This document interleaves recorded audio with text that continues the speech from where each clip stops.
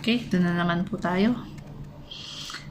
Another, yan, pandesal from India. Sige, naka-apron pa. Ang ganda ng table nila, in fairness. Pero yung hygiene, yes. Ayan. Kanya-kanyang halo sa kamay. Ang itlog, inisa-isa pa. Hindi na, dapat naka-ready na ito eh. No? Ang water gallon,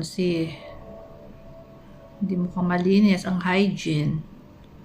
Yan, okay. Kanya-kanyang kaukaw na ng mga kamay. Okay, sige. Kasama pati braso. Kasi kasama pati braso hanggang braso.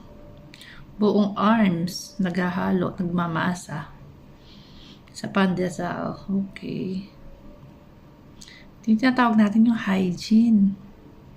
Diba? O sige, sabay-sabay pa kayo hanggang siko. Kasama pati siko, humahalo. Kaloka.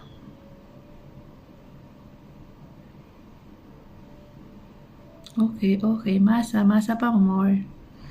Sige. Yan, natapos din.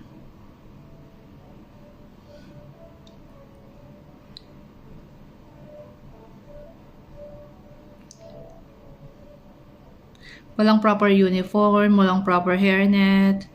Wala silang hairnet, uniform, face mask. So, tapos, nagmamasa sila hanggang siko, abot. Okay, hindi mga naka-uniform. O ito. Meron namang proper na ano dito, pang ano ng oil. Para hindi magdikit-dikit. Hindi ko alam bakit kinakamay talaga nila. Mahilig talaga sila magkamay. Hindi ko alam bakit. So, yan.